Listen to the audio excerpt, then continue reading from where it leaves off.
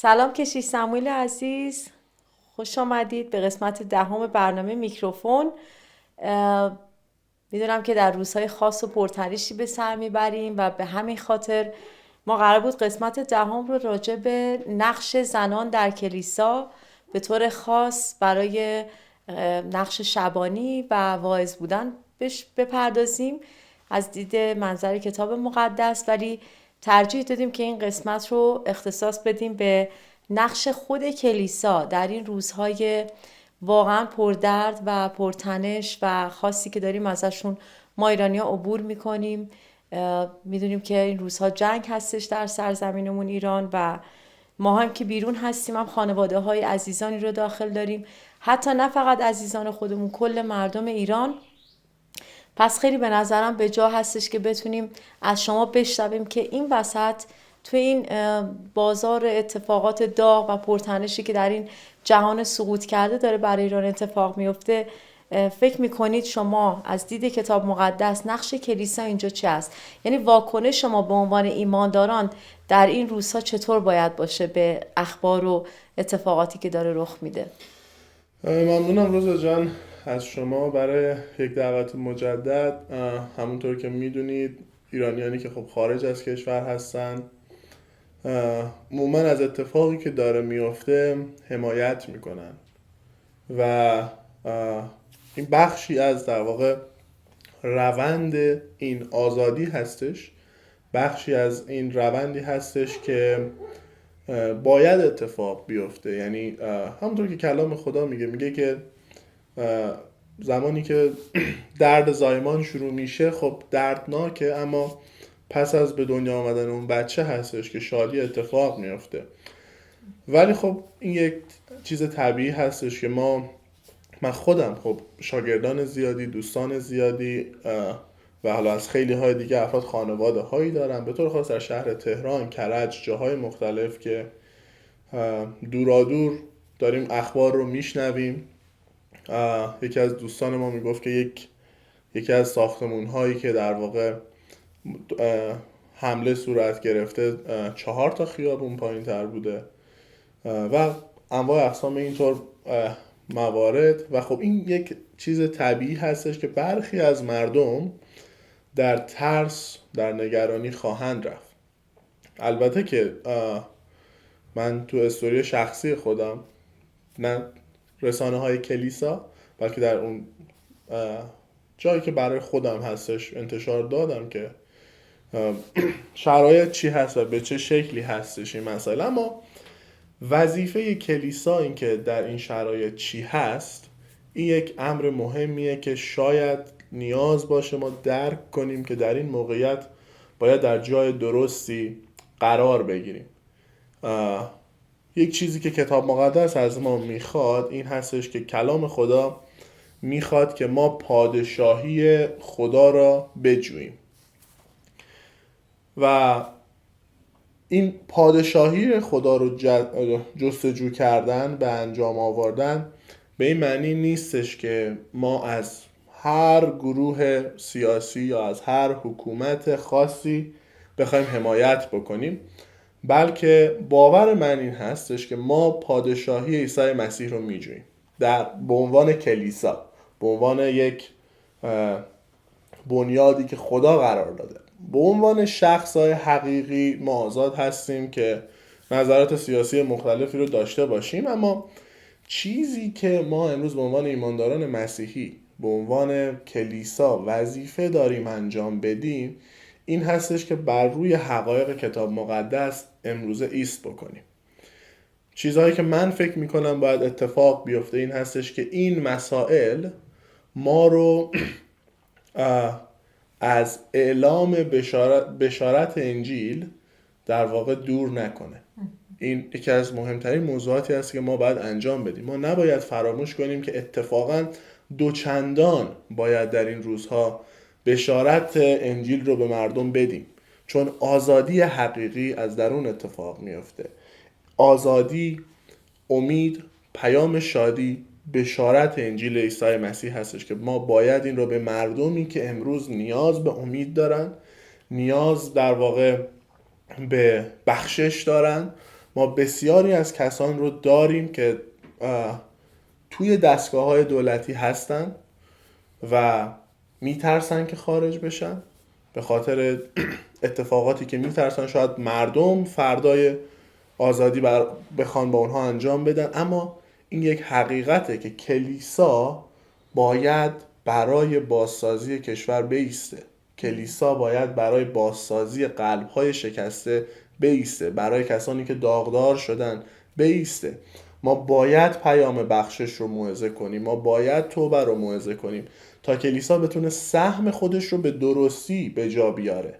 ما باید کسانی که در این سالها به ما بد کردن رو ببخشیم و این پیام امید خدا رو به اونها بدیم که ما شما رو میبخشیم، بیاید و سمت مردم ایست کنید.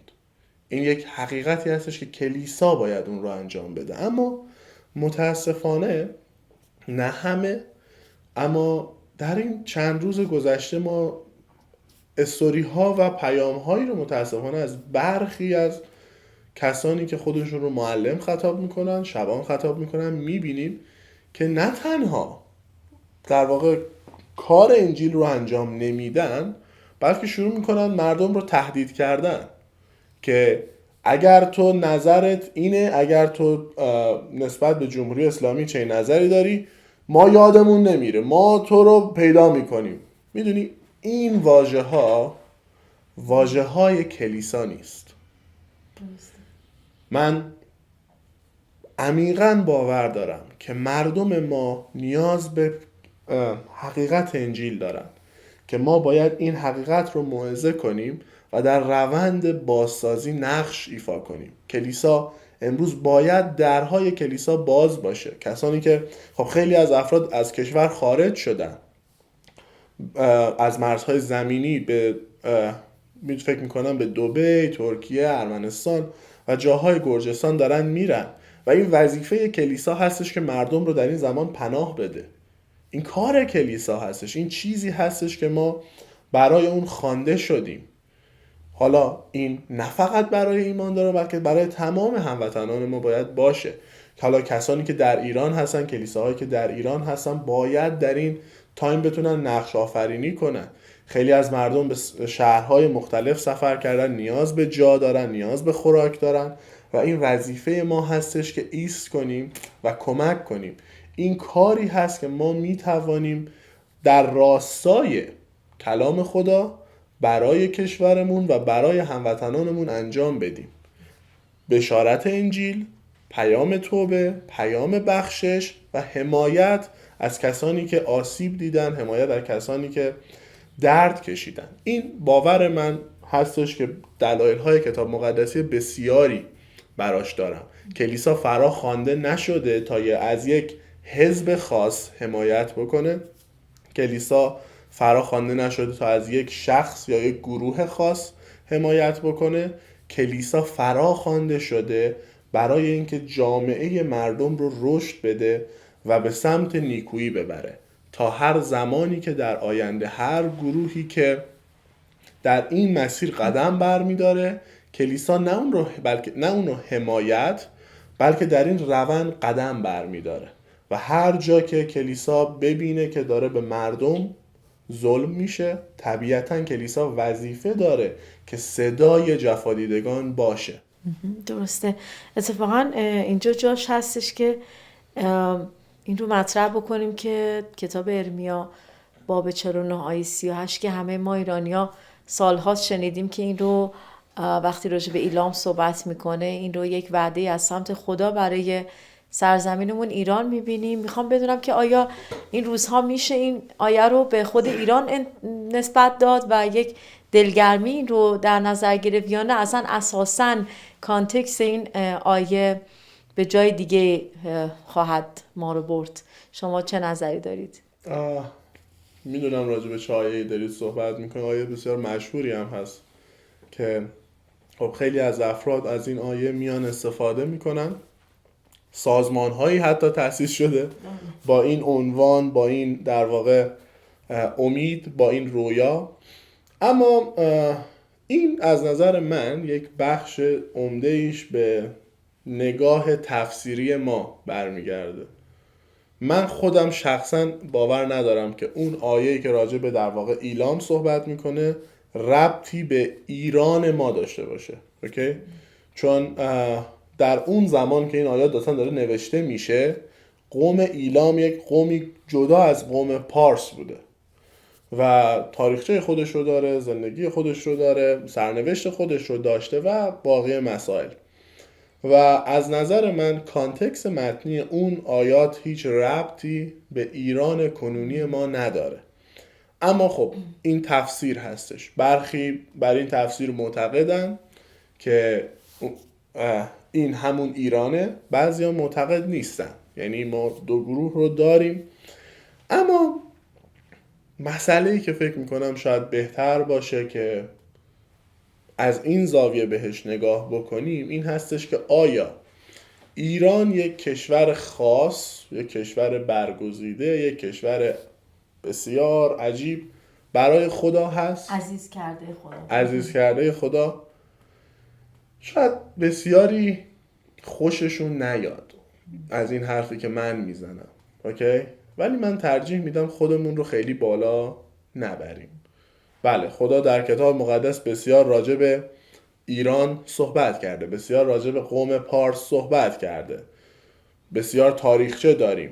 نقش کلیدی تو خیلی از نقش کلیدی داشته. اما سوال مثلا جزایر هایتی در کتاب مقدس نیست، پس یعنی خدا اون مردم رو کاری نداره؟ یا جزایر ماداگاسکار در کتاب مقدس نیست؟ میفهمین منظورم چیه؟ به عنوان اینکه ذکر شده به این معنی نیستش که پس حتما یک پلن خاصی هست. من ایمان دارم که خدا برای تمام مردم جهان یک برنامه خاص و نیکو داره و اگر تفسیر ما از اون آیه این هستش که خدا میخواد این کشور رو آزاد کنه، خدا میخواد اون مردم نجات پیدا کنن، اون مردم حقیقت انجیل عیسی مسیح رو بشنون، اگر تفسیر این هستش که خدا میخواد اونها رو برکت بده، اونها رو با عیسی آشنا کنه، از اونها برای پادشاهی خودش استفاده کنه، آمین. خدا برای تمام مردم، این تمام قوم ها این نقشه رو داره. قلب خدا این هستش که همگان نجات یابند. اوکی؟ پس این نه فقط برای یک منطقه خاص، یک کشور خاص، بلکه برای تمام جهان هستش. اما ربط این آیه به امروز ما این هستش که چه این آیه تفسیرش این باشه، چه این آیه تفسیرش این نباشه. هیچ تفاوتی در شرایط حال حاضر کشور عزیز ما ایران ایجاد نمیکنه. کشوری که سالهاست خدای حقیقی رو رد کرده و قلب ما این هستش که کلیسا بتونه مؤثر واقع بشه تا مردم خدای حقیقی رو بشناسند. چون آزادی حقیقی از این طریق اتفاق میفته. این میتونه ما به روند سیاسی کشور کار نداشته باشیم، ما در واقع به شکل سیاست عمل نمی کنیم، بلکه ما خدمت کلیسا رو انجام میدیم و اگر این خدمت کلیسا با هر دولتی در جهان تناقض داره، این مشکل دولته. اوکی؟ ما پادشاهی خدا رو میجوییم، نه پادشاهی یا حکومت هر شخصی در جهان رو به عنوان کلیسا. بازم دارم تاکید میکنم، ما باید کلیسا رو با افراد حقیقی در این نقطه یکم تفکیک بدیم. مثلا بنده به عنوان سموئیل شاید علاقه داشته باشم که مثلا رأی من در فردای ایران فلان شخص باشه یا فلان سیستم باشه، دوست دارم مثلا کشور جمهوری باشه یا پادشاهی باشه یا هر چیزی. این نظر شخصی من میتونه باشه، اما ما نمیتونیم به عنوان یک جامعه کلیسایی بخوایم که یک عمل این چنینی رو داشته باشیم، بلکه ما به عنوان کلیسا باید پادشاهی خدا رو پیش ببریم. آمین. دعا میکنیم برای سرزمینمون، آمین، که خداوند پادشاهیش اونجا بگذاره. بذارید در این لحظه دعا بکنیم. بله. خیلی ممنون. پدر آسمانی، خدای قدوس سپاسگزار تو هستیم برای کشورمون، برای کاری که تو داری در این کشور انجام میدی. خداوندا عزیزانمون رو، کشور عزیزمون رو به دستان تو میسپاریم. تو خداوندا کشور ما رو به سلامت از این روزها عبور بده تا به نام عیسی مسیح خداوندا نام تو در این کشور جلال پیدا کنه. خداوندا بگذار که آزادی که از تو هست در این کشور به وجود بیاد. خداوند عیسی مسیح از تو ممنونیم و ایمان داریم که تو در کنار مردم ما خواهی ایستاد و از آنها حمایت میکنی. خداوندا کلیسا رو تجهیز کن، کلیسای خودت رو برکت بده، قوت بده تا در این زمان در کنار نیازمندان، محرومان و کسانی که خداوندا به حقیقت انجیل تو نیاز دارن بایسته. خداوندا از ما استفاده کن، از کلیسا استفاده کن تا پیام تو به گوش کسانی که به این حقیقت نیاز دارن برسه. از اینکه صدای ما رو شنیده عیسی مسیح سپاس گذاریم. آمین. آمین. آمین. مرسی.